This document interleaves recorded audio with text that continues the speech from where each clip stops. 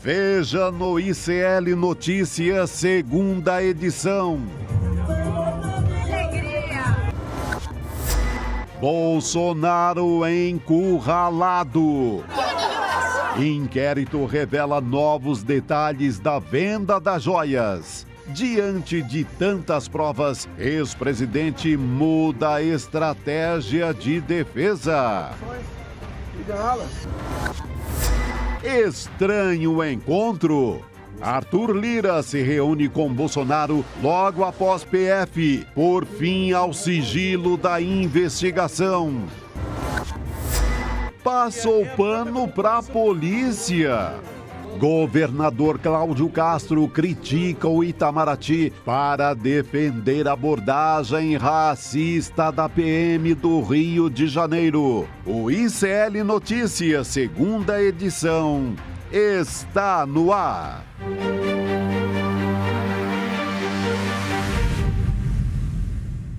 Olá, boa noite. Seja muito bem-vindo, seja muito bem-vinda. ICL Notícias, segunda edição, está no ar. Estamos ao vivaço nessa terça-feira, dia 10 de julho de 2024. Hoje tem muita notícia para você e eu estou numa companhia hoje excelente, mas um pouco diferente do tradicional. Muito boa noite, Chicos. Como é bom falar Chicos? Boa noite, estamos aqui, Xará.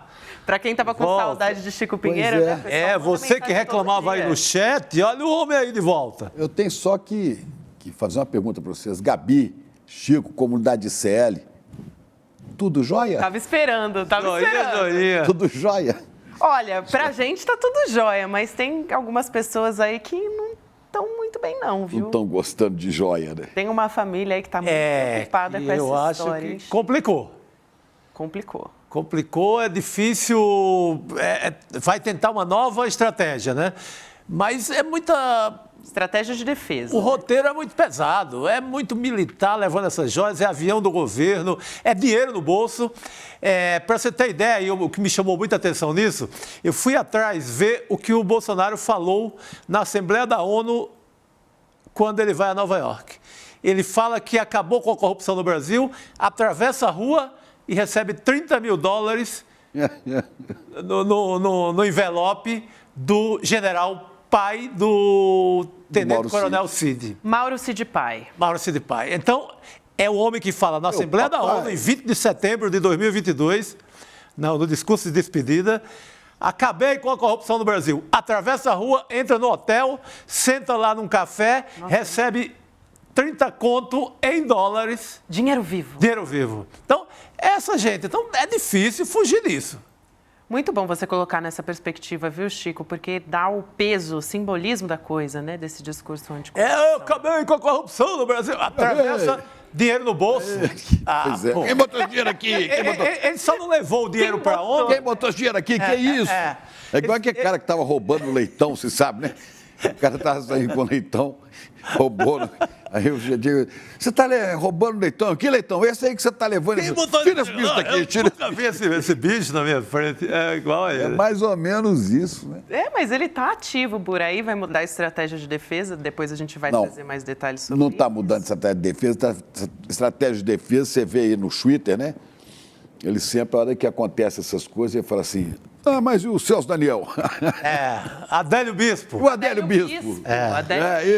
Então é o seguinte, toda vez eles desviam para um negócio desse, porque ele dizia que não sabia nada de joia, que não tinha nada a ver com joia. Agora ele fala, não, mas não é bem assim, né?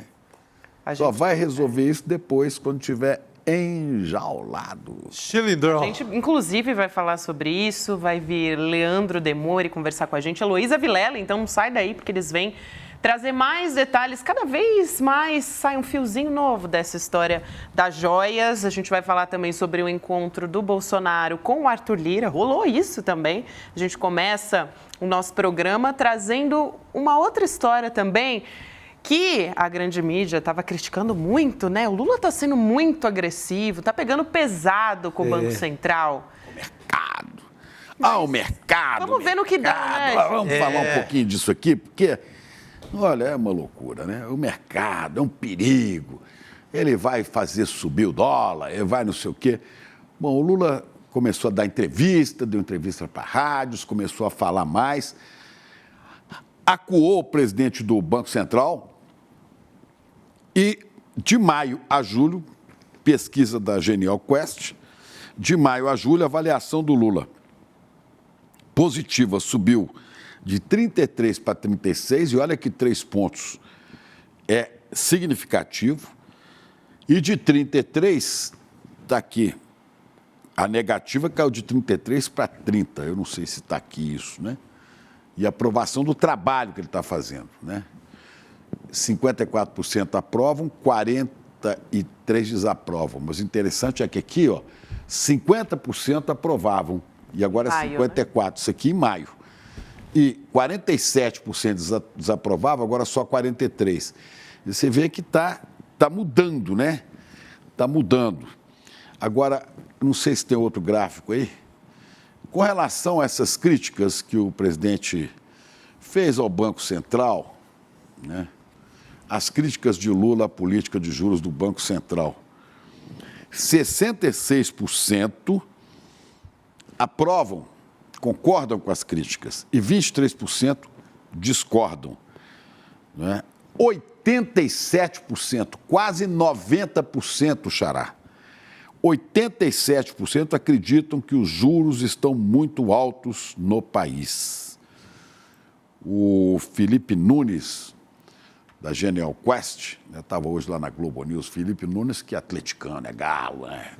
Meu amigo. Abraço para você, Felipe. O Felipe falou assim, pois é, esse negócio do Banco Central usar a taxa de juros, né, para dizer que vai controlar a inflação, é aquela coisa, né? O antídoto pode virar veneno. E quem vai beber nesse veneno é exatamente o Campos Neto, né? Olha, 51%, mais da metade, dos eleitores de Jair Bolsonaro apoiam as críticas do Lula aos juros. Lula tem apoio na crítica aos juros da maioria da população hoje, do setor produtivo, da indústria, do comércio, da agropecuária, dos serviços. Claro, porque vai encarecendo tudo, né? Mas é o trabalho bolsonarista do senhor Bob Fields, o terceiro, né? 90% da população acham que os salários devem ser aumentados ano a ano acima da inflação, 90%. 67%, quase 70%, dizem que o governo não deve satisfação a nenhum mercado, mas deve sim aos mais pobres, para quem o governo deve trabalhar, né? A popularidade do Lula está estável no Nordeste, 70%, e no Sul também. Quer dizer, a questão do Rio Grande do Sul não alterou nem para baixo nem para cima a popularidade do Lula, a aprovação dele. Mas melhorou no Sudeste. Segundo o Felipe Nunes, melhorou sobretudo entre as mulheres e os mais pobres, né?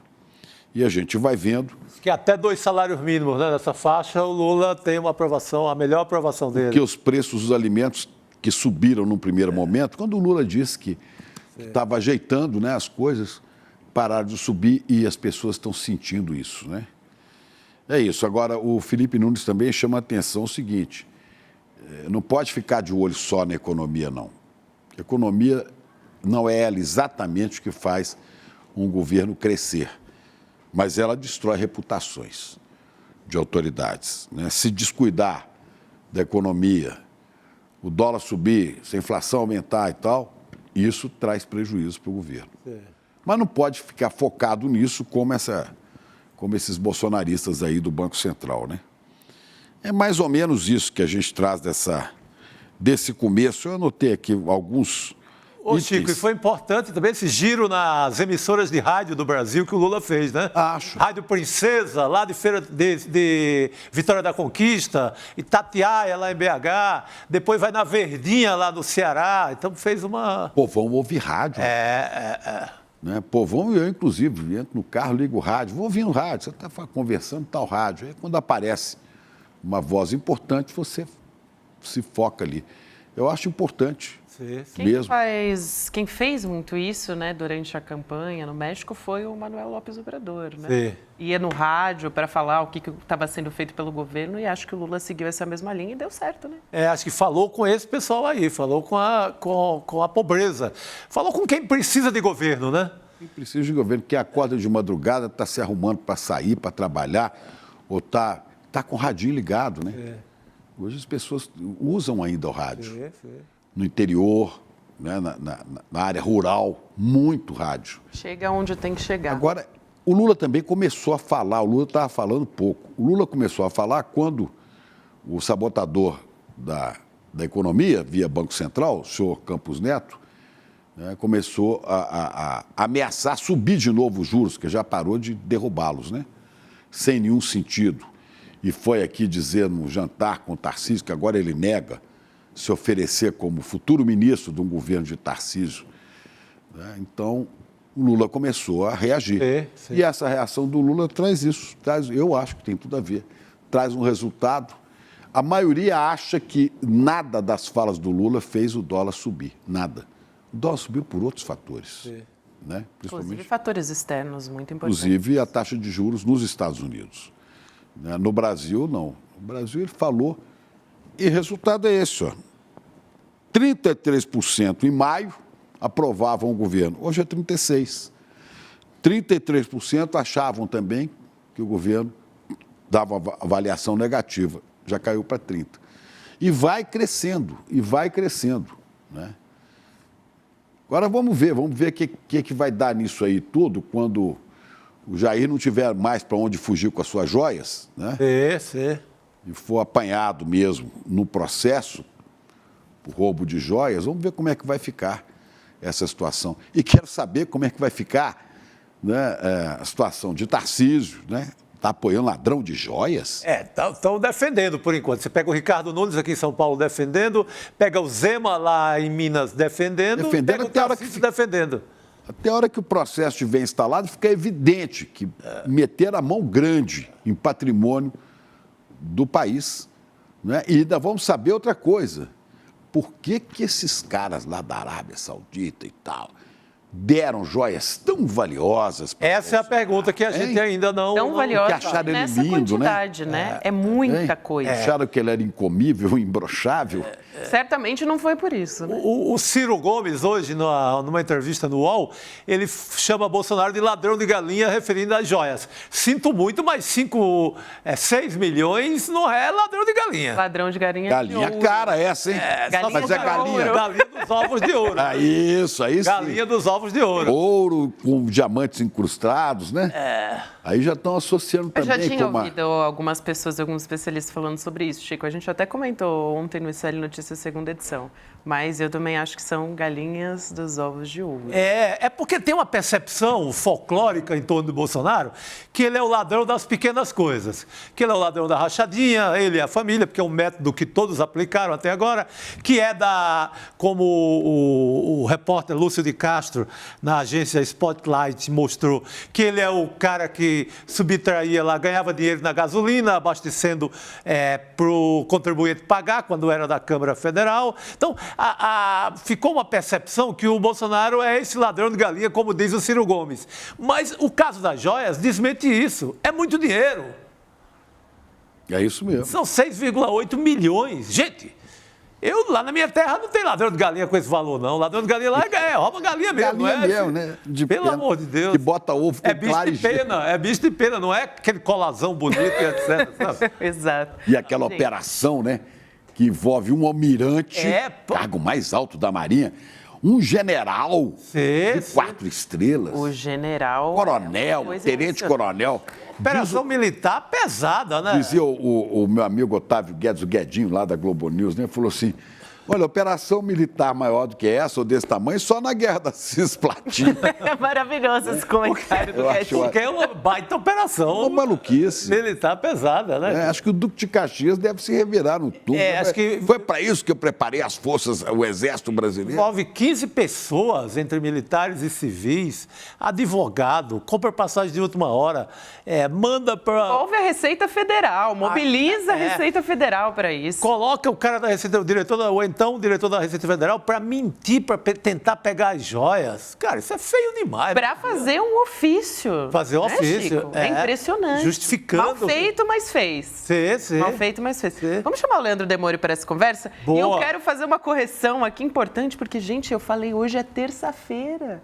Tô perdida no tempo, completamente. Foi um feriado. Foi um feriado, mas eu trabalhei Feriado, no feriado, para quem estava em São Nem Paulo. essa desculpa eu tenho. O resto do Brasil, nação de São Paulo. Nem essa desculpa eu tenho. Olha ele aí. Boa noite, Demore. Chega mais. Fala, pessoal. Ô, Gabi, pra quem trabalhou ontem, como eu e você não vai querer comer um dia da nossa semana, pelo amor de Deus. Pois é. Sexta-feira logo. Não, ontem foi Depois de amanhã é só sexta-feira. a nossa carinha apenas. É. Demore abriu o dia e eu reinei o dia inteiro aqui. Você fez live de manhã, de noite. O pessoal cansou, não aguentava mais ver minha cara. Mas, gente, a gente vai continuar falando das Gabi, joias, né, obviamente. Só uma coisa antes de você chamar a nossa manchete, só uma coisa importante, porque Diga. vocês estão falando de ladrão de galinha, né? Tem um caso curioso, os chicos vão lembrar muito bem disso, porque são mais experientes do que a gente, né, Gabi? Tem um caso do Maluf, nos anos 90, meados dos anos 90, se não me engano, 1997, eventualmente o Chico Sá deve ter feito cobertura disso, inclusive como repórter. Pode ser. O chamado Frango Gate. Você lembra do negócio do frango? Claro, pô. Claro. Eu tava lá. Então, Chico. Eu tava. Pois é, Eu tava lá. No galinheiro você do lembra que Frango o Maluf falava o seguinte: eu tenho mais medo do Frango Gate, porque tinha 2 escândalos envolvendo o Maluf. Um envolvia precatórios, né, do estado de São Paulo, que era um negócio milionário, depois voltou, né, para o Brasil, até várias contas da Suíça, 60, 70 milhões. Outro envolvia compra de superfaturamento de merendas, que é o negócio do Frango Gate. E o Maluf falava: eu tenho mais medo do Frango Gate do que dos precatórios, porque o povo não sabe o que é um precatório, mas todo mundo sabe quanto é que custa uma galinha, né?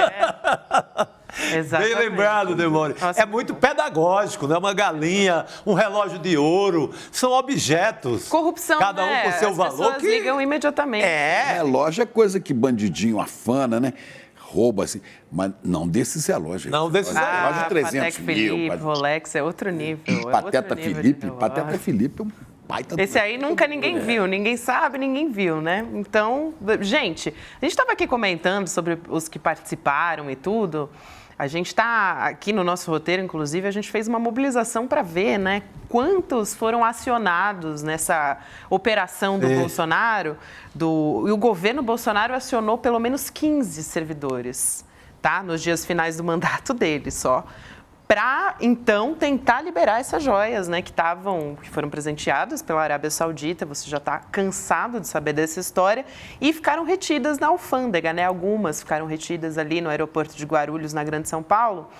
E, em dado momento, um destaque interessante dessa história, para a gente começar essa conversa com o Demore, né? O chefe da Receita, ele determinou para um subordinado dele, aí eu vou abrir aspas aqui: bota todo mundo para trabalhar para a gente. Fecha aspas, que é o cara dos ofícios que a gente estava conversando, né, o Chico Sá. Inclusive com um erro ali de digitação, enfim, foi uma lambança. Bota todo mundo para trabalhar para o nosso negócio. Mobilização total para tentar recuperar o colar, que era, né, a joia mais preciosa, mais valiosa em termos de dinheiro de todo esse kit, né, Demore? Mas você verás que o filho teu não foge à luta. Vamos defender as joias. Foi o primeiro que correu. Mas você vê aí que ao longo desse caminho você encontra funcionários exemplares. Como o rapaz de Guarulhos, de Cumbica, lá da Receita, que aqui não. Isso, exato.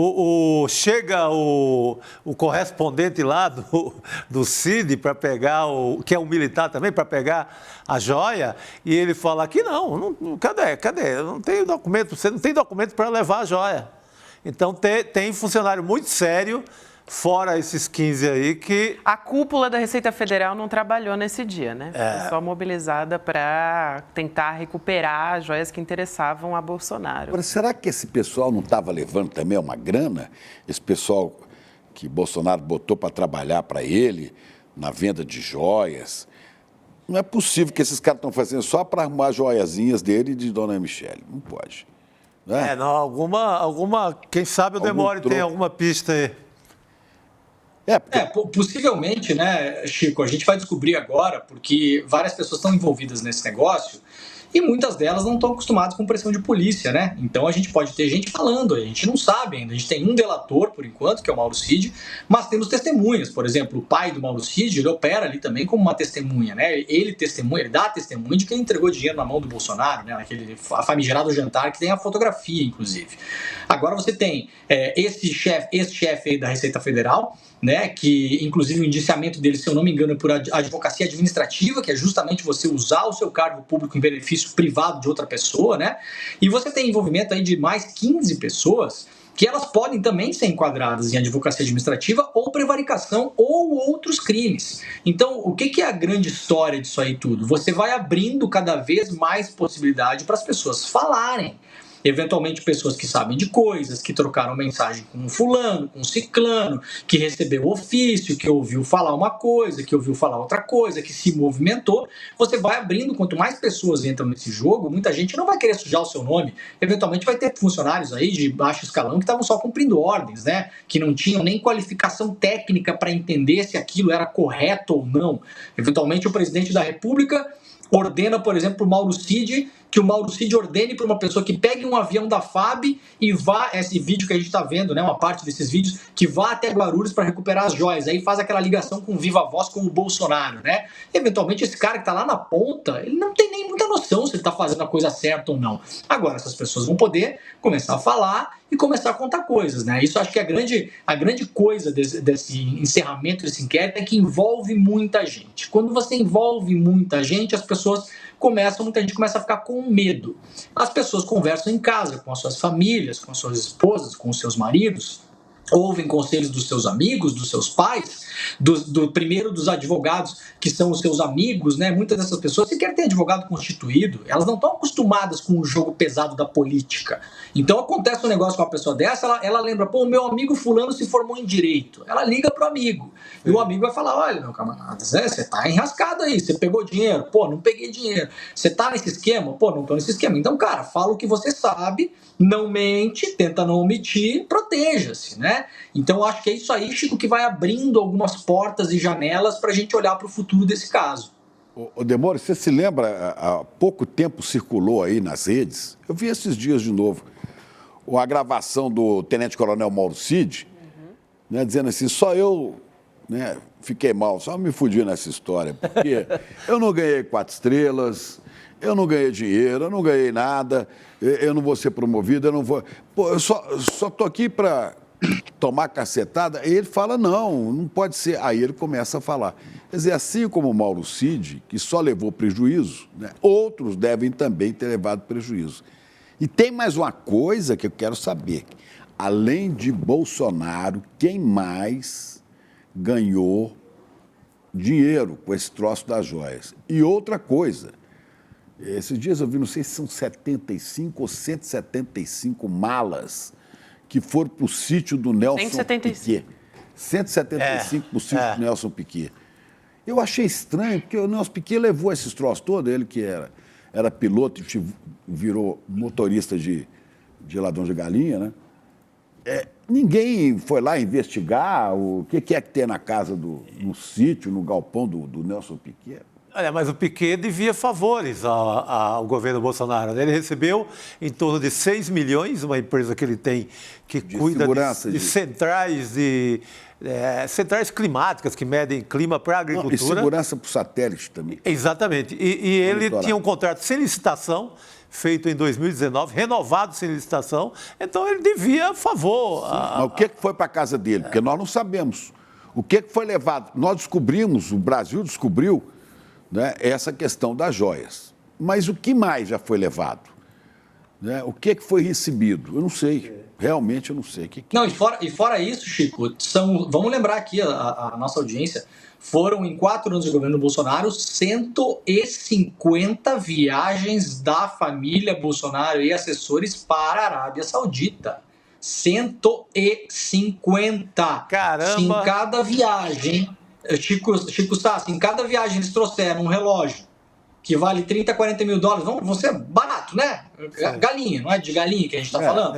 30, 40 mil dólares cada viagem, né? Então, assim, 30 mil dólares por viagem. A cada 10 viagens são 300 mil dólares. Se são 100 viagens, a gente está falando de quantos mil dólares? 3 milhões de dólares, 4, 5, 6 milhões de dólares, vezes 4, vezes 5, a gente vai estar falando de 20 milhões de reais, 30 milhões de reais, 40 milhões de reais. Tem uma coisa interessante também dessa história toda, que é a estratégia do Bolsonaro, né? Porque o Globo apurou e, assim, também não precisava nem da apuração, né? Dá para começar a perceber essas coisas aí. Mas os aliados do Bolsonaro disseram que ele está com uma mudança de postura, nesse caso das joias. Postura com de galinha também. É verdade. É verdade. Postura. Mas esses políticos que são do PL, são aliados, então, do Bolsonaro, né? Disseram que depois que o relatório da Polícia Federal veio à tona, né, se tornou público e tal, na segunda-feira, ele passou a falar mais claramente sobre o que, né, de fato, ele ter participado, né, da venda das joias, então, do que determinou. Então, essa história toda é um sinal de que o Bolsonaro vai passar a ter uma nova linha de defesa, bem diferente dessa que os advogados dele estavam trazendo e tal. Admitir, ok, eu participei da venda dos itens, né? Eu tinha conhecimento e tal, porque agora tem prova a dar com pau, não tem como, não tem como. Mas tem o Celso Daniel.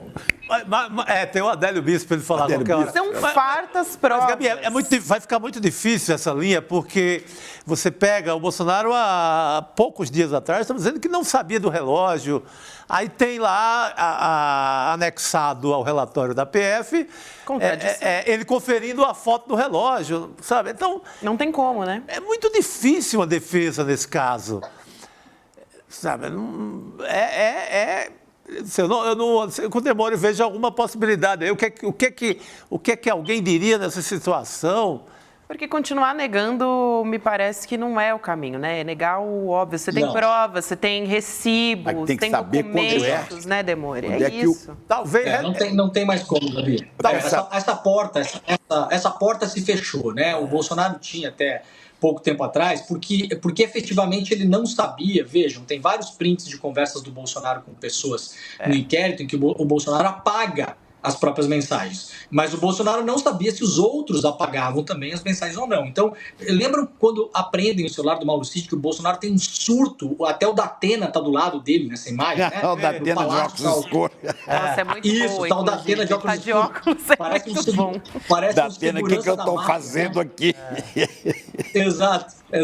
Tá lá o Datena e o Bolsonaro tem um surto. Por quê? O Bolsonaro sabia que as conversas incriminadoras estariam no celular do Cid. Tem um vídeo célebre do Bolsonaro, se eu não me engano, ele é feito logo depois das matérias do Estadão. O Bolsonaro, ele chega no Brasil, se eu não me engano, numa sexta ou num sábado, no final de semana. Esse vídeo está pela internet, é até de fácil localização. Ele chega no Brasil e as pessoas perguntam para ele, diante das matérias do Estadão, né, do André Borges e da Adriana Fernandes, que deram as primeiras matérias em relação às joias apreendidas em Guarulhos, perguntam, o negócio das joias e tal. O Bolsonaro, muito manso, ele fala o seguinte: não, isso aí tá tudo no depósito aqui. Tem um depósito meu com as coisas. A gente pode ir lá. Hoje não posso ir lá, porque acabei de chegar, estou recém chegando, mas se precisar, tá tudo aqui. Nada saiu do Brasil. Isso está na boca do Bolsonaro. Nada saiu do Brasil. Agora, Gabi, essas portas se fecharam. Agora a gente sabe que as coisas sim saíram do Brasil. Elas viajaram no avião presidencial. O Bolsonaro negava e falava que desconhecia alguns desses kits. Agora, pelas conversas, a gente sabe que ele conhecia. Ele falou, inclusive, em determinado momento, Gabi, que a questão do leilão online, da venda dos kits, era coisa do Cid. Então, agora a Polícia Federal tem prova que o celular do Bolsonaro clicou e navegou no link do leilão, e eles descobriram isso através dos rastros digitais que são deixados pelos cookies. Ele responde, selva, exatamente. Então, o que é que eu ouvi nas últimas horas? Tem duas coisas, né, que a gente tem que prestar atenção. Primeiro, no entorno do Bolsonaro, eles são movidos muito a pesquisas instantâneas. A gente nunca pode imaginar que as coisas que eles falam são idiotices grátis. A imagem, então, assim, Demore. Olha a imagem do Datena. Exato. Exato. A nossa produção foi atrás, óbvio, né? Não ia perder essa oportunidade. Perfeito. Mas era bom, essa aí. Era bom botar o Bolsonaro falando aí, porque ele está completamente desarvorado. Ele está desnorteado. O Demore contou, foi o dia que caiu o sigilo do Mauro Cid. Então imagina. Isso, ele está desnorteado. Imagina quando pegaram os 4 celulares ou 5 celulares do ASEF. Sim. Aí ele deve ter pirado. Exatamente. E aí, então, Gabi, o que acontece? O entorno do Bolsonaro, eles gastam milhões de reais com pesquisas tanto pesquisas que são medidas na internet, né, como as pessoas estão reagindo aos temas, quanto com grupos focais, chamadas pesquisas qualitativas. Gastam muito dinheiro com isso, para entender o que é que as pessoas acham das coisas, tá? E eles movem, inclusive as falas deles, o que o Eduardo fala, o que é enviado lá, quando você vai ver lá a Revista Oeste, o Augusto Nunes, a Ana Paula não sei o que, do vôlei, essa galera repete as coisas que saem da pesquisa do entorno do Bolsonaro, tá, gente? Inclusive por isso que eles têm tanta audiência, Gabi. Porque eles sabem o que as pessoas querem ouvir. Eles sabem o que o povo ali ligado ao bolsonarismo está falando. Sim. Então, primeira coisa, há ainda uma tese em torno do Bolsonaro que há um potencial de vitimização do Bolsonaro quanto mais esses processos se arrastam. Isso é uma tese. O problema é que isso funciona muito pro inquérito da baleia, até pro inquérito do 8 de janeiro, que é mais difícil de explicar, mas, de novo, vamos voltar ao Paulo Maluf. Eu tenho mais medo do Frangogate do que do precatório, porque ninguém sabe o que é um precatório, mas todo mundo sabe o que é uma galinha. O problema desse caso é que é joia, cara, é relógio, é diamante, é pulseira, é anel, é brinco. O cara tá acusado de roubar um negócio desse, você não precisa decodificar, as pessoas entendem o que é isso. Então esse caso é um pouco mais complicado.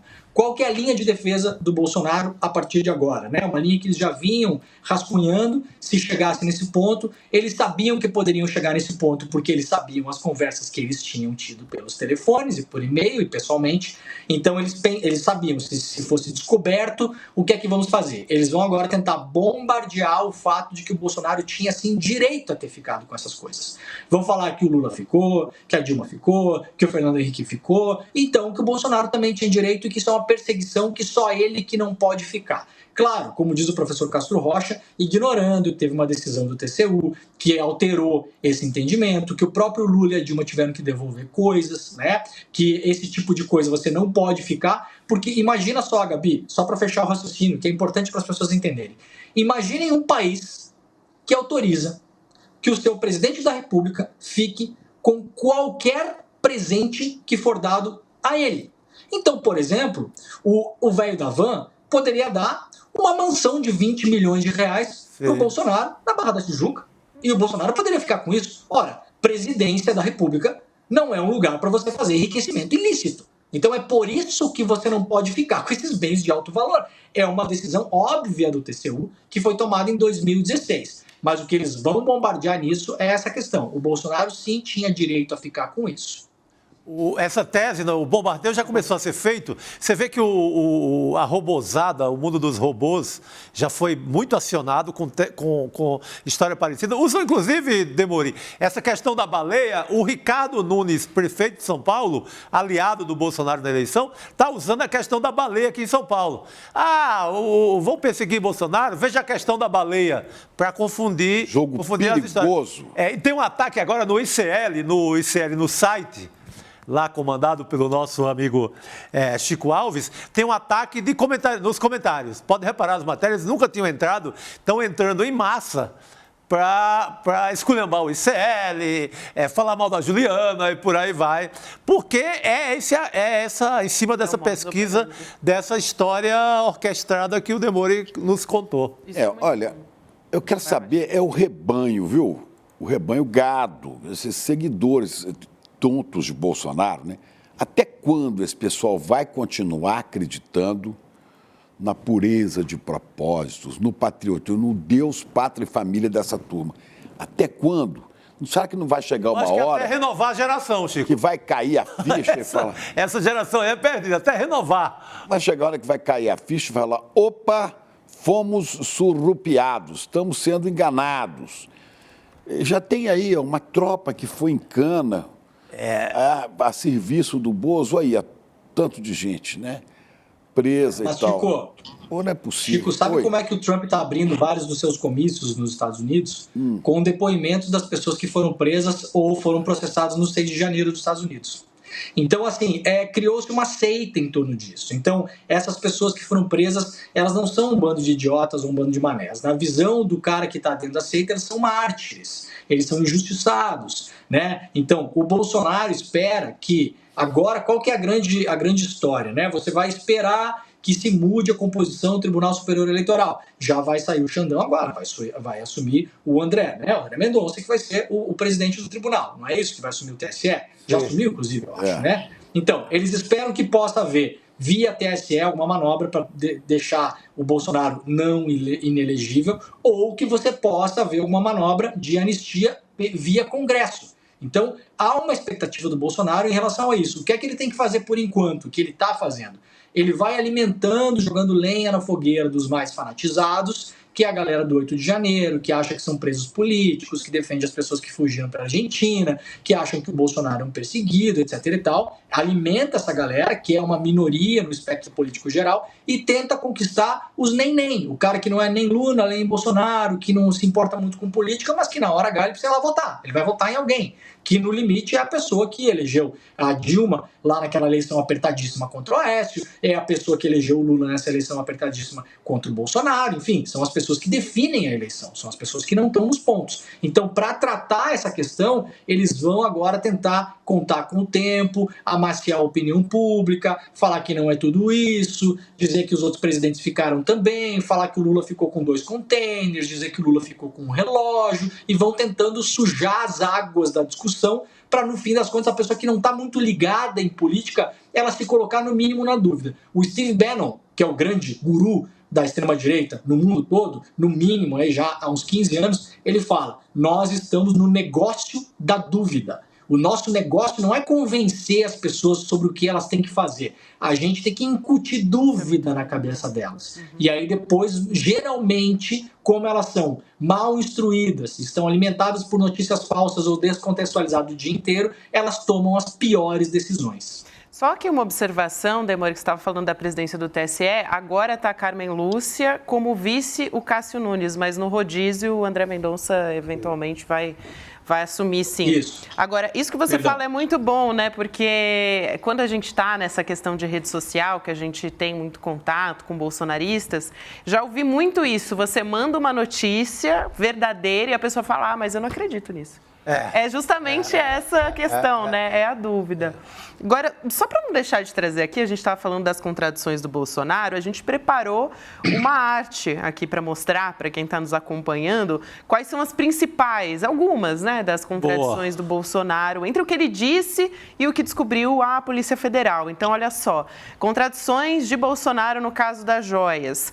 Aí a gente tem o kit da marca Chopard, né, a respeito disso. O que diz o Bolsonaro?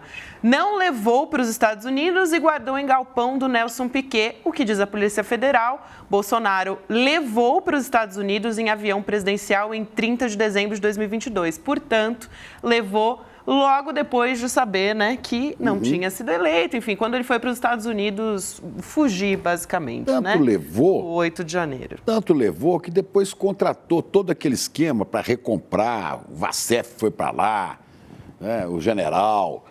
vai para lá, se esconde atrás do poste, se esconde dos brasileiros no avião, porque não queria chamar a atenção.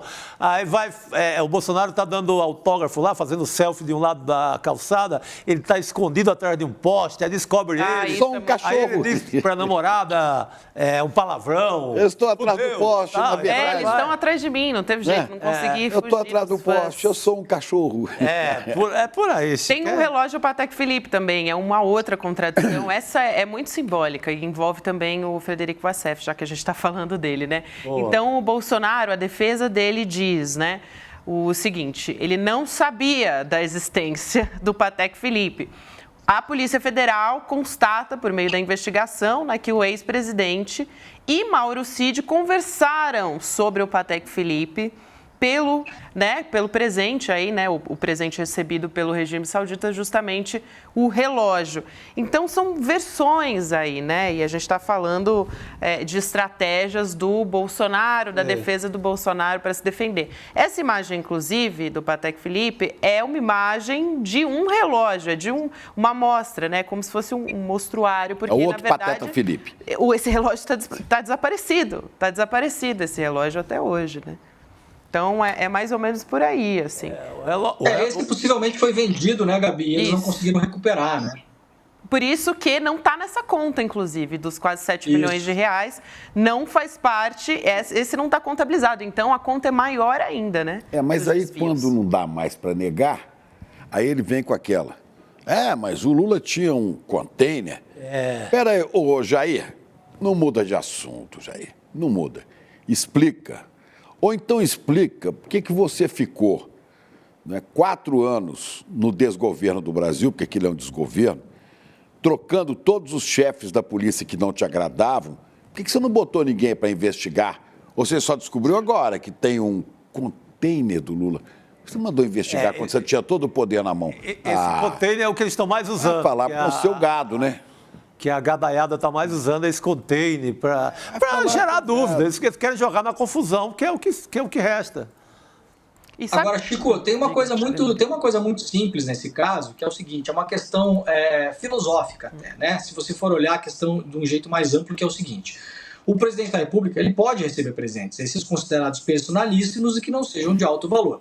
Tem um quadro que o Bolsonaro recebeu, tenho certeza que a nossa produção vai achar isso rapidamente porque é simbólico, é um quadro que é a efígie do Bolsonaro, representada por cartuchos de AK-47, vocês lembram? Lembro daquela marmota, né? Isso, exato. Então, assim, esse quadro, Chico, o Bolsonaro pode ficar com esse quadro. Esse quadro não nos interessa, nós não queremos isso no acervo da presidência, isso não nos interessa, a gente não quer ver, eu não quero olhar para isso, eu tenho nojo de olhar para esse negócio. O Bolsonaro pode enfiar onde ele bem entender. Opa! Da maneira como ele Ele é ininfiável. Ininfiável. Pode enfiar, peraí, só um pouquinho. Pode enfiar na fazenda do Piquet, pode enfiar na fazenda do Piquet, pode enfiar em Miami, pode enfiar onde ele quiser. Agora, quer ver uma coisa, Gabi, que eu acho muito curioso? Se o entendimento do Bolsonaro, dos seus assessores e dos seus advogados, Vassef, Weingarten, Paulo Bueno, que é esse advogado que agora está defendendo o Bolsonaro, era de que o Bolsonaro tinha direito a ficar com tudo, inclusive as joias, por que é que isso não foi feito de modo transparente? Por que é que ele simplesmente não ficou com esse quadro aí? Exatamente. Nossa Senhora, que desgosto essa memória. Meu Deus do céu. Isso. A minha memória é uma desgraça. A minha memória é uma desgraça. Por que é que então, Gabi, ele não ficou com tudo? Ficou com tudo, sem escamotear, sem mandar recomprar, sem mandar vender, sem esconder, ficou com tudo e não disputou a posse na justiça. Então, ele falou, não, é o seguinte, eu ganhei essas joias aqui, eu tenho direito. Por que é que o Bolsonaro, ao invés de mandar vários funcionários para a Receita Federal em Guarulhos e ligar para o chefe da Receita e não querer assinar documento, por que é que o Bolsonaro não constituiu um advogado, entrou na justiça com uma liminar no Supremo Tribunal Federal e falou, tem um presente meu que está retido pela alfândega, e é meu, eu tenho direito a ficar com ele e eu quero que ele seja liberado. Por que é que não fizeram isso, Gabi? Porque já tinham um entendimento de que estavam roubando bens públicos. Total. Claro, e com não só anuência, né, mas ajuda de oficiais, ajuda de ex-secretário da Receita Federal, é por aí mesmo. Inclusive, além dessa estratégia que a gente está falando, gente, chega, pelo amor de Deus, de ver esse negócio com a cara do Bolsonaro. Como dizia minha mãe, é feio de amargar. Oh, meu Deus do céu. Assombração miserável, negócio, por favor. Não, pelo amor de Deus, eu demorei, olha, é cada desgosto. Feio de amargar. Mas tem uma outra estratégia política, né, não só da defesa, mas aí política mesmo, né, do bolsonarismo para se defender. Ontem até estava falando isso aqui no N2 sobre lançar a família Bolsonaro inteira na política, né? Então, o Eduardo, o Flávio, a Michele e também o Carlos agora, né? Que tem, normalmente ele fica também meio assim nos bastidores, orientando o Bolsonaro, né? Mas vai todo mundo para o Senado. E aí a Gleisi Hoffmann, ela também falou sobre isso hoje, ela tuitou. E eu queria trazer aqui esse tweet da Gleisi, falando o seguinte, né, presidente do PT, mais um negócio de família, olha lá. Os Bolsonaros vão se lançar em peso para o Senado, Michele, Eduardo, Flávio e até o Carlos. Depois de roubar joias para pagar suas contas, fazer rachadinhas para comprar imóveis, tentar golpe para se manter no poder, vão atacar a política com estratégia familiar. Para eles, o que importa é isso, se garantir. Não é sobre Deus, pátria e família, isso, não é sobre Deus, pátria e família, né? É só a própria, com dinheiro e poder. Agora, tem uma questão aí, que eu queria até ouvir o Demore sobre isso, que não é tão fácil assim se eleger para o Senado, né? nesse caso, assim, eleger todo mundo assim e no Senado. Impor essas candidaturas estado por estado. Exatamente. Impor não é tarefa tão fácil assim. Não é fácil também. É 5? São poucas, Michele por Brasília, né? Sim. Michele por Flávio Brasília, por Rio o de Bananinha Janeiro. Eduardo por São Paulo, Flávio Rio de Janeiro e o Carluxo vai por onde? Aí que tá, pode ser por Santa Santa Catarina. Santa Catarina. Catarina, isso mesmo. É uma eleição muito cobiçada do Senado, né? Geralmente ela é dedicada aos grandes políticos, aqueles que têm capacidade, inclusive eleitoral, de ser governador do estado, né? As grandes famílias. Se você for falar em Santa Catarina, é uma raridade, né? Por exemplo, agora a gente tem o Jorge Saif, porque foi muito apoiado pelo Bolsonaro com o dinheiro do velho da van. Mas geralmente Santa Catarina quem são, né? Bornhausen, né? Espiridião. Espiridião Amin, exato. São as grandes famílias. Então eles vão ter primeiro essa dificuldade. Mas o Bolsonaro, ele quer fazer uma espécie de grilagem no Senado. Por quê? A gente tem que lembrar que desde que o governo Bolsonaro se enfraqueceu e o orçamento secreto imperou, e hoje sobre vários outros nomes ele está aí cada vez maior, a gente teve a queda, né, do nosso presidencialismo de coalizão e, como brilhantemente diz o Misael, aqui a gente tem agora um parlamentarismo orçamentário. É como funciona o Brasil hoje. Então, qual que é o entendimento? Nós temos hoje uma Câmara eleita, uma Câmara altamente de direita / reacionária. Há um entendimento, e vai ser um experimento as eleições de 2026, a gente não sabe como vai se comportar, mas vamos pensar logicamente aqui, vocês entendem muito de política, acompanharam muitas eleições. Se o parlamentar está lá hoje em Brasília, e ele tem um orçamento próprio hoje que é enorme, a chance de ele se reeleger em 2026 é gigantesca. Sim. Então, talvez em 26 a gente vai ter uma mudança muito pequena na Câmara. Os caras vão se reeleger quase todos, ou a imensa maioria, ou talvez vai ter uma reeleição de deputados na Câmara num nível que jamais houve, porque os caras estão com muito dinheiro. Está mais fácil se reeleger hoje na Câmara. E a Câmara, do jeito que ela está hoje, ela é boa para a extrema-direita brasileira. Eles não precisam mais disputar a Câmara.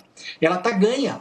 Então eles vão atacar o Senado, fazer uma espécie de grilagem no Senado, né? A família Bolsonaro vai atuar como grileiros do Senado, porque lá estão disputas importantes, como, por exemplo, mudar o tempo de permanência dos ministros do Supremo, a tal da PEC da Bengala, impeachment de ministros supremos. Bolsonaro não vão esquecer o Alexandre de Moraes. Se puderem derrubá-lo daqui a 2, 3, 5, 10, 15, 20 anos, tentarão fazê-lo, né? Então, é lá que eles vão tentar focar as baterias, porque eu estou imaginando aqui, a gente não sabe, vai ser uma experiência em 2026, mas com o orçamento gordo de cada parlamentar na Câmara, é mais fácil que a Câmara não mude tanto. E ela, do jeito que está, ela está boa para a direita brasileira. Agora o Senado tem uma coisa muito grave, viu, Demore? Muito grave, porque o Senado vai renovar 2/3. Quer dizer, cada estado vai botar 2 senadores lá. Por isso que não é tão difícil o Bolsonaro emplacar. Pô, já emplacaram Damares, se ele escolhe... Duval, aquele outro Magno Malta, né? Se ele escolhe Jorge Saif. Saif. Jorge Saif. Pois é, agora para botar o sobrenome do Bolsonaro, eles põem. Eles escolhem os estados. Basta escolhe ali, pega os estados mais bolsonaristas, no caso, e tem chance. Eles têm eleitorado. Eles elegeram o Mourão no Rio Grande do Sul, conseguiram derrubar o Olívio Dutra. Eles têm eleitorado no Brasil para em cada estado, presta atenção, em cada estado elege um. O outro pode ir para qualquer lá, mas um aqui é nosso. Esse e junta os. Eu acho. Né? Tem aí os seguidores aí, o pessoal que acompanha a revista Velho Oeste, os caras do. Isso cenário de hoje, né? Porque a política, vamos lembrar da velha imagem das nuvens. Magalhães Pinto que dizia. A política muda, tem uma eleição no meio do caminho, agora para prefeito, mas a questão da Câmara não, acho que o Demore está corretíssimo. Olha, hoje é 44,7% em emendas, é 44% do orçamento. Os deputados levam a emenda para casa, independentemente de planejamento do Executivo. Não interessa se Lula quer fazer uma cisterna lá em Quixeramobim, que não vai fazer em algumas situações, porque o deputado da área é quem vai ter, ou em Goiás, ou no Rio Grande do Sul. Esse domínio total das emendas no Congresso por essa atual bancada pode definir só um repeteco na Câmara em 2026. Câmara, mas o Senado pode ficar muito feio. Né? Sim. E foi assim, esses dias eu vi alguém falando disso, acho que foi o Calejão que estava falando aqui de manhã. Foi o caminho do Viktor Orbán na Hungria. Ele não conseguiu se reeleger à presidência, ele recuou, foi fortalecer o Senado lá, né, o parlamento, aí ele mudou a Constituição, aí ele derrubou todos os ministros do Supremo e aí ele se elegeu. E está desde 2010 no poder. Não, é um perigo, mas é bom que a gente está em alerta desde já. Falta tempo da eleição. Não adianta, em cima da eleição, você fazer uma garrafa de café, um bolo e chamar o eleitor para resolver aquela parada faltando 2 dias. Isso é coisa para se trabalhar a partir de agora. Bolos você tem que servir. A não ser que seja bolos. Né? Bolos, aí você serve antes. Né? Serve antes. Daqui a pouquinho a gente vai falar com a Elo Vilela. Antes, para fechar esse assunto aqui, eu também queria trazer a declaração do Ciro Gomes, porque a gente falou sobre ela na abertura do programa, esse negócio de ladrão de galinha e tal. De Paris? Vamos ver o que ele falou sobre a situação do Bolsonaro. Paris urgente, Ciro Gomes. Paris urgente demais, Chico Sá. Vamos lá. Vamos nessa. Ele disse o seguinte: eu acho, abre aspas para Ciro Gomes aqui, hein? Acho que dos 3 problemas do roubo das joias, há obviamente um crime de ladrão de galinha, mas é um crime. A falsificação do cartão de vacinação, crime de ladrão de galinha, mas é um crime. Mas o grande crime é o genocídio durante a Covid, porque ali tem homicídio generalizado, no mínimo, e como se caracterizou por uma ação muito reiterada do Bolsonaro, você tem claramente uma indução à morte. Olha, nesse sentido, eu acho que é interessante essa fala, né? Porque a gente costuma... realmente não falar tanto mais, né? A gente não fala mas tanto ele vai dizer, ninguém pode provar que 700 mil foram por culpa minha. E ele não usava máscara. Mas se perguntam para o Bolsonaro, o que é que você quer escolher como crime seu? Ele escolhe tudo menos as joias. Tá louco, cara. Essas joias é muito pedagógico. Todo mundo está entendendo. Lá no mercado do Pirajá, em Juazeiro, você vai agora, as pessoas estão entendendo. Mas olha, dificilmente dá cana isso, viu? Eu acho muito difícil que ele vá em cana por causa do roubo mas de a joias. tese... Mas, Chico, a tese de você explicar que ele é responsável pela Covid e tal, você veja, a própria sociedade civil já abandonou. Porque é quase impossível. Se até o golpe do 8 de janeiro, que é evidente que ele está envolvido, é impossível, imagina o negócio da pandemia, né? É mais difícil, mas que é grave, é grave. Gravíssimo. 700 mil mortos oficialmente. Com a gravidade, concordo inteiramente, mas... As joias mais... Mas a causa e consequência é muito clara ali do negócio. O charlatão dando remédio para ema. Ele fez aquela experiência de morte, foi experiência de morte em Manaus. Falta de oxigênio, com Pazuello, com Bolsonaro, todo mundo. Ganhou a eleição lá. Então, é mais de difícil compreensão. As joias já mudam um pouco. Demore. Agora, CP, tem uma coisa importante, só para a questão do CP, falou, dificilmente da cadeia, a questão das joias, né? Tem que ver o que é que a PGR vai manter no oferecimento de denúncia. Mas a Polícia Federal está falando em associação criminosa, né? Formação de quadrilha, isso já cabe assim. E pode aumentar, inclusive, pode diminuir também, tá? Isso. Mas pode aumentar também a quantidade de crimes imputados a Bolsonaro. Demore, vamos liberar você, querido. Valeu por hoje, bom te ver por aqui. Um beijo. Falou, Leandro. Obrigado, gente. Beijos. Boa noite. Bom, a gente continua por aqui, mas agora falando de um outro bolsonarista, tá?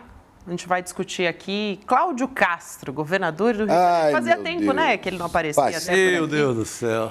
Você sabe aquela história? Vou relembrar aqui a nossa audiência, né, a nossa comunidade do ICL. Ele criticou publicamente o Itamaraty por ter questionado policiais militares lá do Rio que fizeram uma abordagem, essa história que eu não sei se as pessoas lembram. 5 adolescentes que foram abordados por PMs, né? 3 deles filhos de diplomatas estrangeiros, isso aconteceu em Ipanema, na zona sul do Rio de Janeiro. A gente está vendo as imagens agora aqui na tela. Dá para ver que os policiais, eles enquadram esses jovens, né? Que eram, em sua maioria, negros, com armas em punho. Olha lá, a polícia chegando, dá para ver nas imagens. E aí, sabe o que o Cláudio Castro fez? Ele defendeu a postura da polícia, óbvio, né? Claro. Ele justificou que os bairros lá da Zona Sul tem muita reclamação de furto, de roubo, que são praticados por jovens. Se for negro, então, é o bandido. E aí o Itamaraty enviou um ofício e o Cláudio Castro foi lá criticar esse ofício. Ele disse que é totalmente dispensável o ofício. Olha só o que ele disse. Vou abrir aspas para o Cláudio Castro, governador do Rio. Quando eles, Itamaraty, querem, eles ligam. Enviar um ofício posterior não quer dizer nada depois de ter avacalhado a polícia. Totalmente dispensável o ofício deles. Eles avacalharam a polícia? Quem avacalha a polícia são as autoridades do Rio de Janeiro. Pelo amor de Deus, não. Referendando... Que deixa a milícia funcionando. Referendando um ato de racismo da polícia. Que não obriga os policiais, como a de São Paulo também, a usar câmeras. Sabe por que não querem câmera de jeito nenhum, né? Não é só para não mostrar policial fazendo covardia, batendo e até matando, né? É para não ver os acertos de propina que vem daqui e dali. Né? Quer dizer, as polícias estão abaixo da credibilidade. Muitos policiais, né? São Paulo, Rio, Minas. Olha o que tem aparecido de imagens de covardia, né? Principalmente em cima de gente pobre, gente preta. O que tem aparecido de imagem, o Brasil tem que dar um jeito nessa questão das polícias militares, porque está passando os limites, né? Mas, ao mesmo tempo, Chico, é esse material que para a gente é chocante e é um absurdo, é contra qualquer lei de direitos humanos ou qualquer artigo da Constituição. Para a gente é um absurdo, para eles é moeda eleitoral. Então, isso é um fetiche eleitoral. A polícia do Tarcísio aqui em São Paulo, com o Derrite, ganha voto ao matar pessoas pretas na periferia. Inocentes, então, muitas vezes. Nem que fosse culpado. Essa é que é a loucura do Brasil, é essa. Aí que tá, né? Nem que fosse culpado. Nem que fosse culpado. Eu não autorizei a polícia a executar pena de morte, porque não existe pena de morte no Brasil. Pois é, a gente sabe. E as imagens que tem pululado aí nas redes de covardia desses policiais, né, contra... Esses dias tinham aí em Minas Gerais, a polícia, 4 policiais pegam um sujeito um rodeio, um negócio dele, mas dão no cara com cacetete de madeira, chutam, né? A polícia... não, mas agora que a polícia ficou mais violenta, não, agora tem gente que está filmando de longe. A diferença é a transparência, não é... Sempre foi muito violenta. Agora o Cláudio Castro diz que o Itamaraty que está avacalhando a polícia. Não, avacalhou a polícia aí, viu, senhor Cláudio Castro? É o fato de 3 desses meninos negros que foram alvos da polícia, 3 são filhos de diplomatas africanos no Brasil. Sim. Quer dizer, aí fica complicado para vocês explicarem. Não, ele não era o pretinho lá do morro tal. Não, porque esses aí vocês batem, matam, fazem o que querem. Não. Eram filhos de diplomatas. Expliquem aí, durmam com barulho desses. É importante a gente voltar a falar sobre isso e é importante também o Cláudio Castro dar essa declaração, porque mostra, né? Exatamente. Não que a gente já não soubesse. Quem é Cláudio Castro? Mas mostra quem é Cláudio Castro. Gente, daqui a pouquinho, a qualquer momento, a gente pode falar sobre reforma tributária, porque a Câmara pode votar hoje, né? Esse pacote de regras aí sobre mudanças nos impostos. Então, a gente vai trazer aqui para você. Mas, no meio de toda essa história, a gente estava falando agora há pouco sobre as joias, né? Uma avalanche de provas que a Polícia Federal apresentou sobre o envolvimento do Bolsonaro e também de outras 11 pessoas aí que foram indiciadas. Hoje, o ex-presidente Bolsonaro, ele se encontrou com o Arthur Lira, presidente da Câmara dos Deputados. E, justamente, eu citei a reforma tributária porque o assunto teria sido a votação da regulamentação da reforma. Que conta outra. Heloísa Vilela vem contar pra gente. Pelo amor de Deus. O que Bolsonaro entende de reforma tributária? Isso é estratégia de defesa. O Lira também tem uma capivara gigante e sabe como se defender. Isso é para ouvir como traçar uma defesa do Bolsonaro. Por que não chamou o posto Ipiranga? Essa aí... Por que não chamou o posto Ipiranga? Para a tributária tinha que ser o posto Ipiranga. Então, esse papinho de que vai... Agora o Bolsonaro é a autoridade tributária do Brasil. Virou autoridade tributária. Pelo amor de Deus, isso é estratégia de defesa. Isso o Lira se livrou no STF de um bocado de coisa. O Lira tem conselhos para dar nessa história. E o agro está bravo. Ou votação no... Lira, né? Ou votação no Congresso de alguma emenda que possa anistiar o Bolsonaro. É por aí. É mais para anistia do Bolsonaro do que qualquer outra coisa. Elô, boa noite. É o meu modesto palpite, Elô. É isso, Chico. Fala, Elô. Boa noite. Boa noite, pessoal. Oi, Chico. Quanto tempo? Aí, estamos aqui. Olha só, vou falar para vocês. Tem de tudo um pouco, viu, Chico? Não deixa de ter tributária nisso aí, não. Por quê? Primeiro, que acho que é importante ressaltar, né? A assessoria de imprensa do Lira não confirmou esse encontro, mas ele aconteceu porque a gente ficou sabendo que aconteceu. Ele não queria que ninguém soubesse. Por que será? Não sei. Não é muito bom ser visto um ladrão de joias, né? Mas, bom, qual é a preocupação do Lira, entre outras tantas, na vida dele? Primeiro, ele quer acabar com essa votação da reforma tributária hoje. Ele prometeu que vai votar hoje, tudo. E ele quer aprovar a reforma. E o Bolsonaro estava recomendando aos deputados do PL que votassem contra. E, de fato, se você acompanhasse os discursos, como eu acompanhei hoje, todos os discursos dos deputados do PL foram contra a regulamentação da reforma. Puseram 1000 defeitos, falaram um monte de mentira, repetiram N vezes de que ela vai aumentar impostos e tal, e o Lira puxou a orelha de todo mundo quando sentou agora na cadeira da presidência, dizendo que seria um absurdo os deputados falarem isso, enfim, deu um pito lá. Sim. E vai começar a votação. Então ele queria realmente que Bolsonaro mudasse a orientação que aparentemente ele mesmo, Bolsonaro, estava dando para que o PL fosse contra. São 93 votos do PL que muito provavelmente vão ser contra toda essa regulamentação. Na hora da votação a gente vai ver. Agora, é claro que ele não vai sentar com o Bolsonaro meio às escondidas para falar só de reforma tributária. Exato. Tem um grande assunto na mesa, né, que é uma barganha para a sucessão do próprio Lira e a anistia que o Bolsonaro tanto quer. A gente já sabe que o Bolsonaro pediu aos advogados dele para adiar ao máximo esse processo e esse julgamento, porque ele acha que pode ganhar tempo para consolidar uma anistia dentro do Congresso para ele, Bolsonaro. E o que é a moeda de troca?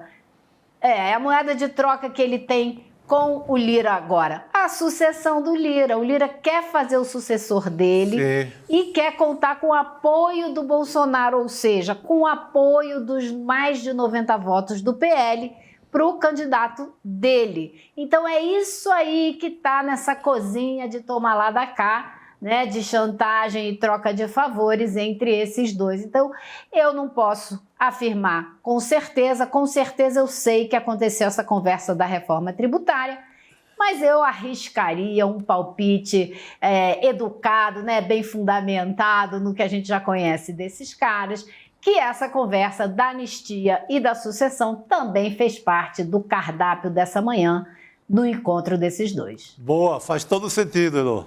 Faz muito sentido porque mesmo. Essa anistia é tudo que eles perseguem no momento, é isso. Mas parece... E eles têm voto para dar para o Lira na sucessão, né? Sim, mas eu já conversei com juristas sobre esse tipo de coisa, essa anistia.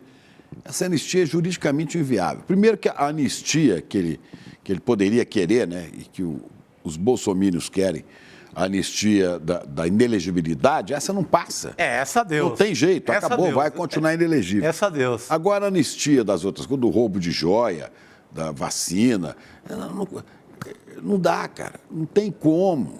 Não tem como ele pode... golpe, do inquérito do golpe. Anistia é um processo político, né? Então, não seria mas o Supremo... crime. Não, mas o Supremo entra na jogada e fala, não, isso aqui é inconstitucional.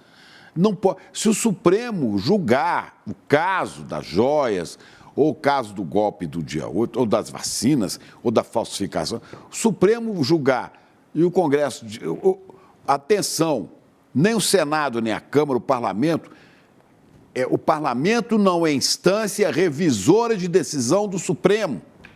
Não pode, senão não existe mais... Não é instância que revê decisão do Sim, Supremo. não teria. Tecnicamente não teria como. É inconstitucional e ponto, acabou. Dentro desse rolo aí da estratégia também dos bolsonaristas, estão tentando levar o caso das joias, do roubo das joias, para Guarulhos. A primeira instância. Primeira instância em Guarulhos. Por quê? Entraram pelo aeroporto de Cumbica, de Guarulhos, então, na cabeça deles, seria possível levar para lá, porque a Receita Federal é em Guarulhos, foi a do aeroporto. Moraes já disse que não cabe. Levariam para lá para a primeira instância para tentar se livrar num juiz. Eu conversei ontem até com uma advogada sobre isso, a Estela... Gente, que trabalhou com o ministro Flávio Dino no Ministério da Defesa. Aranha, obrigada. Isso. A doutora Estela Aranha, ela falou sobre isso, que é uma estratégia de defesa que vai ser utilizada, lógico, para quem pode, né, dos decisões judiciadas, mas que é muito difícil, de fato. Eles vão usar para depois perder? Falar assim, não conseguiram. Tá vendo? A gente é perseguido, né? É aquele mesmo povo do Celso Daniel. Tá. Vão vir com essas conversas fiadas. Não adianta. Se tiver que decidir alguma coisa na área da justiça, vocês podem ter 2 votos do Supremo. 2. Né? Do Mendonça e do Nunes Marques. Que eu nem sei se vão continuar tão afinados assim. Porque estão jogando também a sua carreira. Pois é, a única saída para ele seria com o Supremo com tudo, né? Com tudo. E que eu acho muito difícil, especialmente depois que a turma deles quebrou o Supremo todo no dia 8 de janeiro, né? Então, acho que vai ser difícil. Fica constrangedor até pro evangélico lá, o Nunes, o André Mendonça, né, terrivelmente evangélico, fica difícil defender aquilo, com aquela destruição toda. Defender os baderneiros. Agora, é importante também trazer aqui um aspecto importante da fala da Elô sobre a sucessão do Arthur Lira, né? Porque está acontecendo não só nessas conversas com Bolsonaro, né? Como disse a Elô, troca de favores, de chantagem também, isso é muito importante. Mas teve uma festa, falando no Arthur Lira, nessa sucessão aí, toda a campanha para a sucessão da presidência da Câmara estava lá, né? Teve uma festa para o Antônio Brito, esse é o do PSDB, é um dos candidatos, talvez o principal, né, Lô? Você vai poder falar, do PSD, perdão. Da Bahia. Do PSD de Dado. E ele, olha, tinha muita gente lá, tinha ministro Ricardo Lewandowski, tinha bolsonarista, Ricardo Salles, obviamente, né, o ministro do ex-ministro, né, de passar boiada.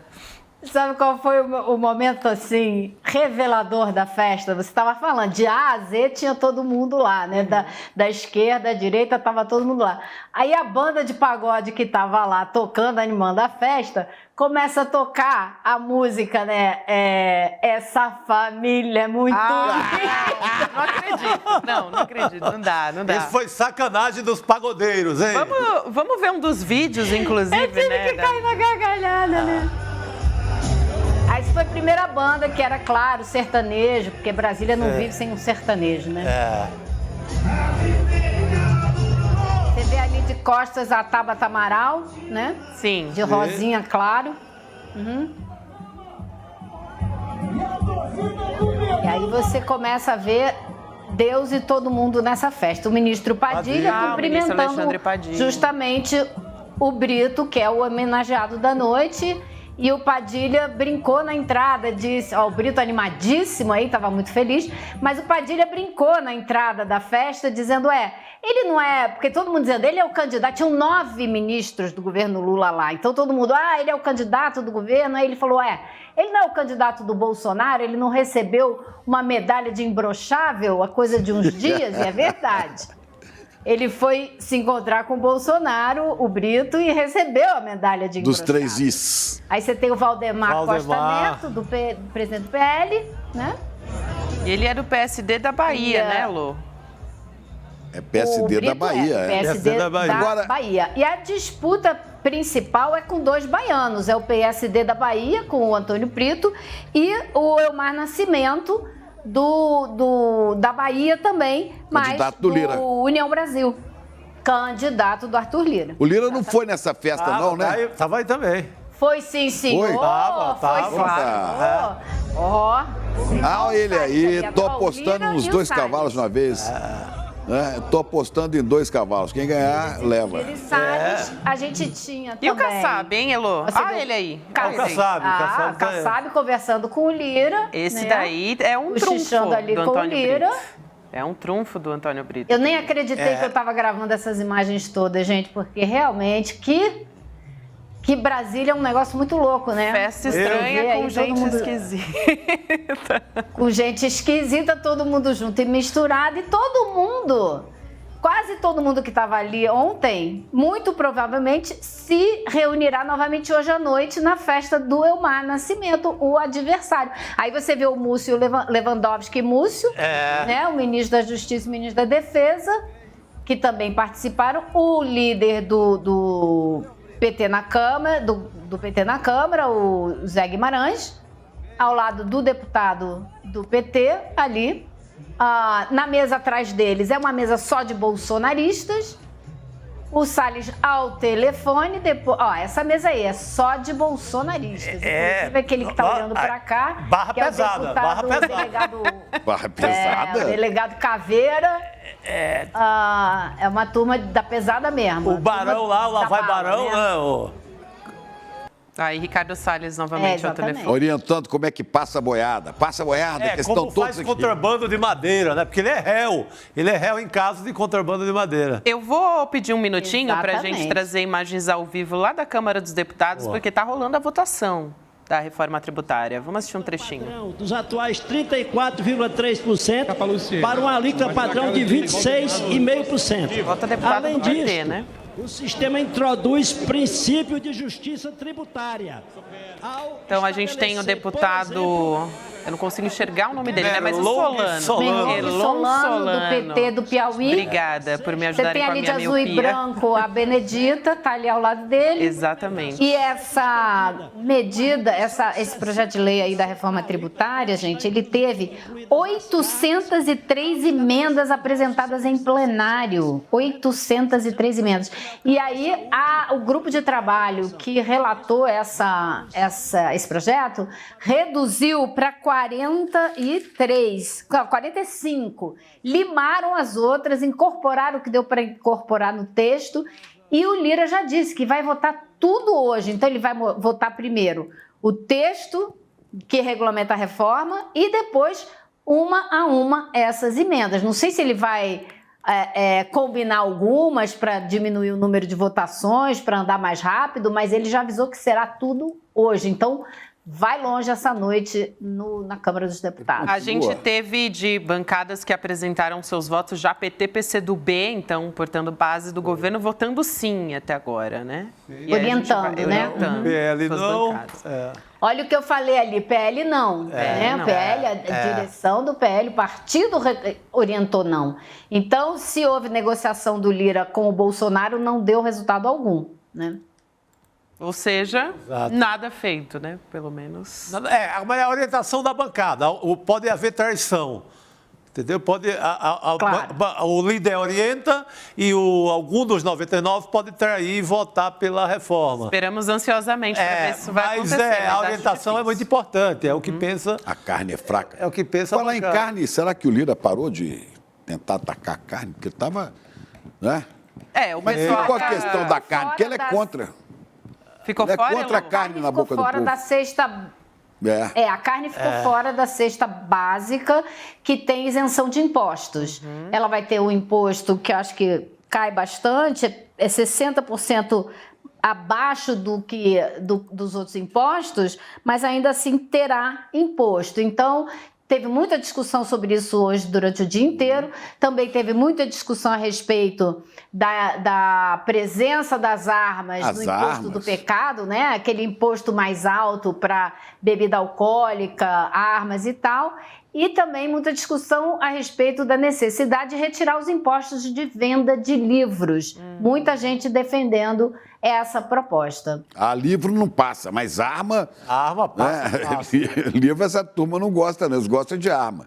Agora, E o presidente da Câmara não quer que o povo coma carne. Por isso que eu estava dizendo que, justamente, que o agronegócio, né, a Frente Parlamentar do Agronegócio está falando abertamente sobre isso, né? Eles estão bem chateados com Arthur Lira. Agropecuária, Justamente, são da carne. Justamente porque a proteína animal não vai ter imposto zero, né? Como disse a Elô, 60% a menos, né, da alíquota cobrada pelo CBS e o IBS, né? É isso. O governo acho que tentou ainda, de última hora, a reemplacar essa questão da carne na cesta básica, né, Elô?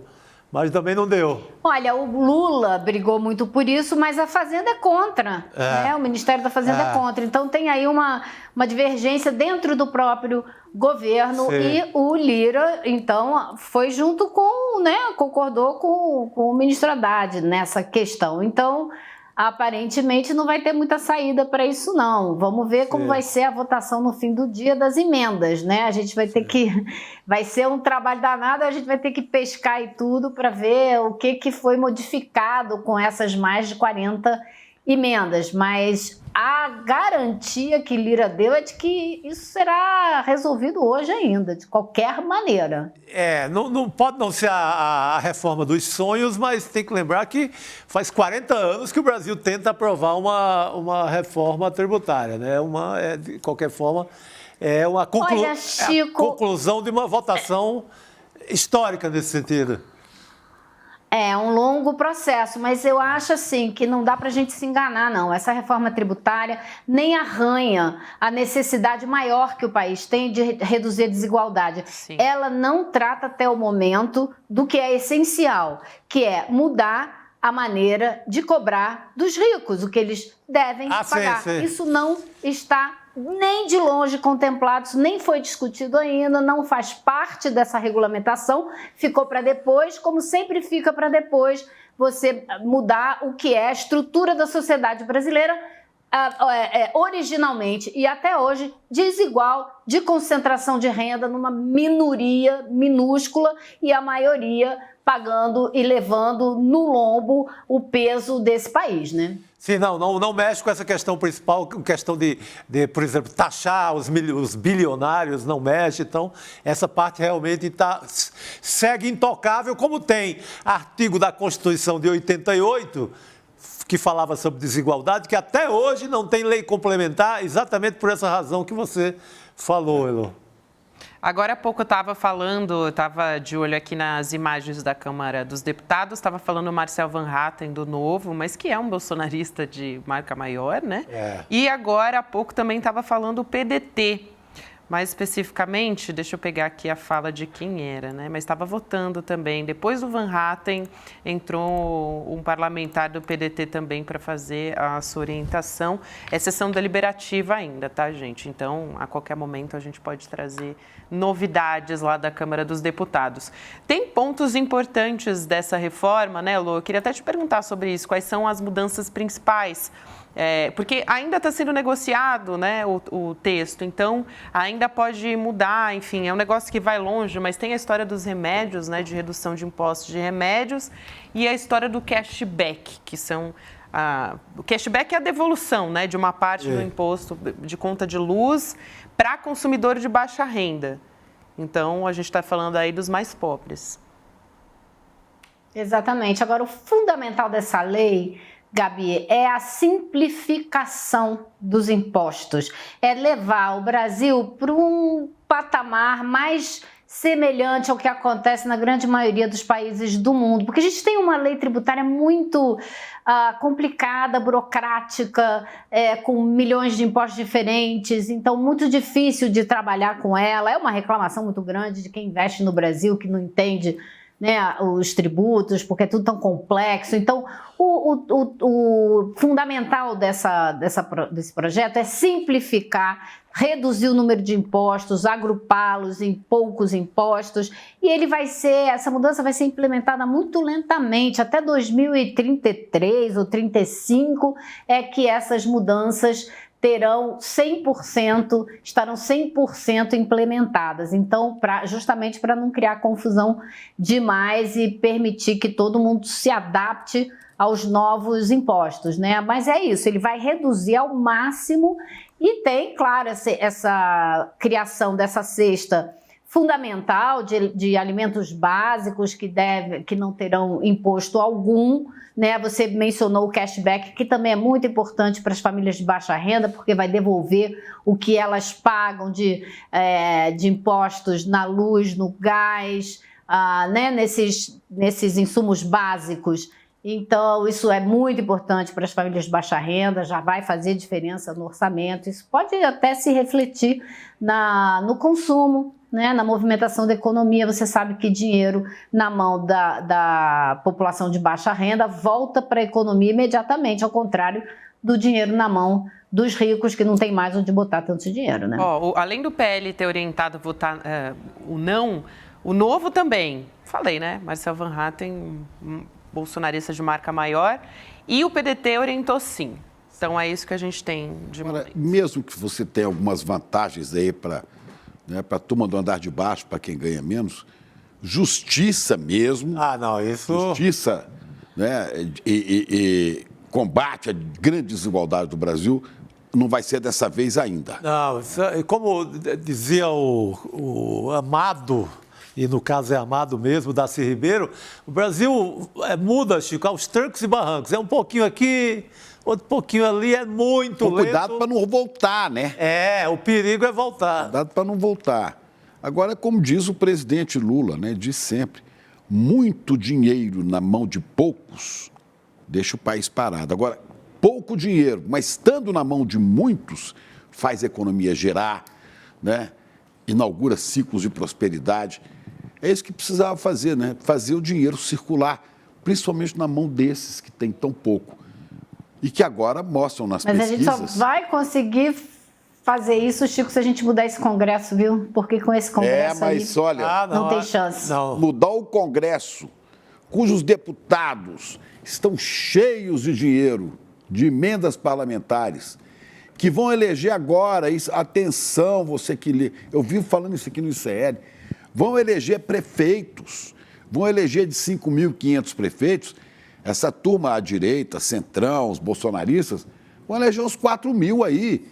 E esse pessoal eleito, prefeito, câmaras de vereadores, em 2026, vão fazer a bancada pior ainda do Congresso Nacional. É isso que me preocupa, viu? Então, avançar com esse pessoal... O que pode diminuir esse estrago é se essa popularidade do Lula segue crescendo. Aí ele vai ter mais voz, vai ser um cabo eleitoral mais forte na eleição, e aí pode acabar um pouquinho com essa festa da direita, mas a tendência é o que você está falando. Mostrar que a direita, no fundo... Por isso que essa pesquisa hoje foi importante. Acho que você abriu com ela, né, Chico? Com essa pesquisa que mostrou. Eu acho que isso aí é um caminho que mostrou como é importante a disputa, a esquerda realmente disputar o discurso político. Lula foi para o enfrentamento com o Banco Central e ganhou a parada. Então isso mostra que é fundamental haver o enfrentamento. Não dá para acomodar só, né? Acho que o exemplo da França também é isso. A esquerda muito combativa, sindicatos muito combativos, foi o que levou a esquerda a ganhar, ter mais força e apresentar o resultado que apresentou nas urnas agora. Então, é o contrário. Quanto mais acomodação, menos a gente vai avançar. A gente precisa ter áreas, setores que apresentam essa combatividade e que disputam na sociedade o discurso, né? Que não pode ter juro alto, que tem que investir na camada que está mais desassistida, que tem que combater a desigualdade, etc, etc. Se a gente não for para esse enfrentamento, a gente não avança. Repito aqui, 87%, quase 90%, acreditam que os juros estão muito altos. 67%, quase 70%, acham que o governo não tem que dar satisfação ao mercado, mas, sobretudo, às pessoas mais pobres. 90% acham que os salários têm que subir acima da inflação. Isso aqui é um retrato de onde é que o governo deve trabalhar. Deve trabalhar aí. É o único jeito de você vencer, né, a ignorância da extrema-direita, a truculência, né? Porque eles não querem dialogar. Aí o mapa é esse aí, o mapa da economia é esse. E mostrar que o mito deles, né, na verdade, é ladrão de joia. Sim. Isso é fundamental, Chico, também acho.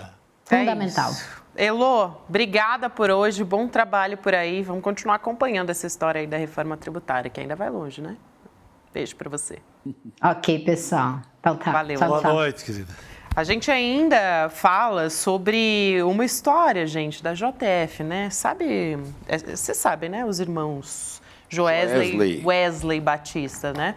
Os deputados da oposição ao governo Lula, eles protocolaram ontem 2 requerimentos de informação citando o ministro de Minas e Energia, o Alexandre Silveira, porque eles querem justamente explicações sobre isso, né? Sobre esses encontros que o ministro teve com esses representantes da Âmbar Energia, que é nada mais, nada menos a empresa que pertence aos irmãos Joesley e Wesley Batista.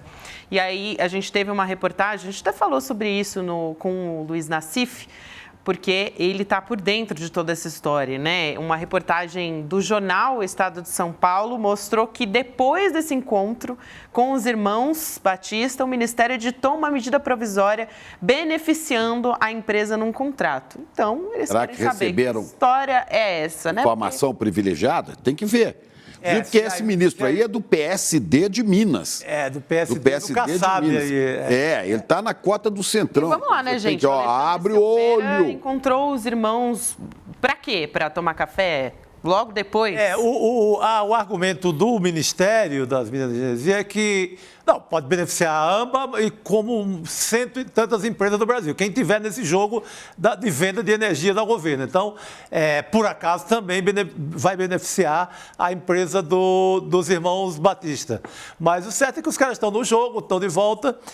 Tem que lembrar que eles são o Joesley, um dos irmãos. Tem que manter isso aí. É aquele personagem que se encontra no subsolo, na garagem do Palácio do Jaburu. O Jaburu. Com o Temer.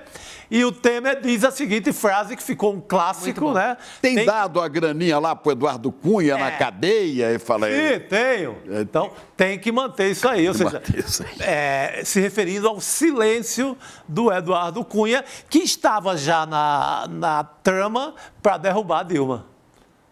Então, é esse personagem que volta à cena política, de certa forma. Por isso mas é bom o presidente Lula ficar atento, né? E esses caras explicarem, e esse ministro do PSD de Minas explicar direitinho qual é o jogo, para depois não vir e falar, porque isso é da cota que o governo teve que engolir. E não é por nada, não, mas além de ter sido logo depois dessa última reunião, não foi uma reunião só, gente, foram 17 encontros, 17 encontros, segundo o Estado de São Paulo. Então aí, né, vamos lá. É namoro ou casamento? Vamos lá, né, gente? Exatamente. Desde maio, 17 encontros. O que tanto conversa? A oposição vai tentar provar que foi por conta do encontro que houve a emenda. É difícil a ligação, né, mas porque... essa desculpa do Ministério que beneficia quem tiver empresa de energia no Brasil. Porque a gente está falando de uma empresa, esse é o sistema que foi privatizado pelo Bolsonaro. A gente não está nem falando mais da velha e boa Eletrobras que pertencia ao governo. Aí sim, aí seria um escândalo de verdade. Que seria tudo no âmbito de governo, no âmbito público. Aqui nós estamos falando do sistema Eletrobras privatizado por Paulo Guedes e por Jair Bolsonaro. Muito bem. Não tem que manter isso aí não, viu? Não tem que manter isso aí não, hein? Parar. Não tem que manter isso aí não. Olha só, daqui a pouquinho a gente deve ter novidades da reforma tributária, mas a gente vai trazer tudo isso, além, né, do nosso portal serianoticias.com.br, a gente também vai trazer a partir das 7 horas da manhã com o Leandro Demore o resultado dessa história. Tem muita água rolando lá no Congresso, ainda estou acompanhando aqui enquanto a gente está em estúdio, o pessoal ainda está discursando, né? Os líderes, os vice-líderes podem discursar sobre o que eles acham relevante nessa sessão deliberativa depois que eles orientam as bancadas. Então, agora é isso que está acontecendo. Quem está falando nesse momento é o deputado Felipe Barros, do PL do Paraná. Então, fica de olho no nosso site e fica de olho, claro, na nossa programação também. E nesse finalzinho, eu lembro a você que a gente teve aula com o Adam Alter nesse domingo, o Apocalipse Tecnológico, falando sobre relações humanas Com a tecnologia, o Adam é um dos maiores pesquisadores e especialistas nesse assunto. Foi uma aula gratuita, inédita aqui no Brasil, que ele não tinha falado ainda, né, aqui no Brasil, ainda mais para a nossa comunidade ICL. E aí você pode ter acesso a esse replay, se você já assistiu, quer ver de novo, pode assistir, ou se você não assistiu, perdeu a aula, você pode ver agora nesse replay. Em iclreplay.com.br você se inscreve para poder assistir e saber, né, quais são as principais artimanhas das plataformas, das Big Techs, para usar o nosso comportamento em favor deles. E a gente teve essa aula que já teve mais de 139 mil visualizações. E se você assistir e quiser, e eu recomendo que faça isso, né, fazer sua assinatura, você pode ter acesso a presentes que foram oferecidos no domingo também. Então, são um livro Irresistível, do Adam Alter, que é um best-seller. Tem o Colonialismo de Dados, do Sérgio Amadeu, que também é uma super fera nessa área. E uma arte exclusiva da Paula Vilar, que é maravilhosa também. Sempre digo que sou fã da Paula Vilar, porque ela é incrível. E também o certificado digital de membro solidário, lógico, esse é de praxe. Então, aproveita, porque é por tempo limitado. E aí você tem que fazer a assinatura solidária, né? Que é para você e para mais uma pessoa que não pode pagar para uma bolsa de estudos integral para quem acompanhar. Então, é isso aí, né, gente? Vamos nessa? Tudo aí, tudo jóia. Tá tudo jóia. Tudo jóia, Por aqui tá, né? Por aqui tá tudo jóia. É tudo jóia mesmo, aqui tá tranquilo. Obrigada, Chicos. Muita gente feliz aqui mandando mensagem pro Chico Pinheiro. Ah, que saudade. Eu tô aqui cobrindo um período de férias os dias de férias do nosso querido... Bom descanso pro Rodrigo Viana. Nosso querido Rodrigo Viana. O Rodrigo Viana tá na Chapada dos Veadeiros, tá longe. Tá aproveitando. Não vou nem dizer que é merecido, porque é um direito, né? Descansar é um direito. Então, um beijo, um nosso abraço pro Rodrigo Viana. Mas merecer não merece, não. Ele merece ficar aqui por você não perder a audiência com ele, que ele é muito bom. Eu gosto. Ah, ele é bom demais. Só tem craque aqui, rapaz. É isso. Gente, então até amanhã. Boa noite para todo mundo que nos assistiu pelos canais e pela Pop TV também no Rio Grande do Sul. Um beijo, até amanhã. Que aula a gente teve com o melhor professor da Universidade de Nova York, Adam Alter. Uma aula reveladora, até por isso o título, Apocalipse Tecnológico. A palavra apocalipse quer dizer revelação. Uma aula que mexeu com todo mundo que assistiu. E a gente está falando de mais de 100 mil pessoas. Uma aula que você, se não assistiu, não pode perder. E é por isso que a gente liberou, por um tempo curto, mas suficiente para você assistir, o replay da aula. Assiste, chama a sua família para assistir. No final da aula, uma surpresa que a gente preparou para todo mundo que assistiu, a gente resolveu manter para todo mundo que vai assistir o replay. Uma aula que vai mexer com a vida de vocês, mas mexer para melhor. Assistam e depois comentem o que vocês acharam.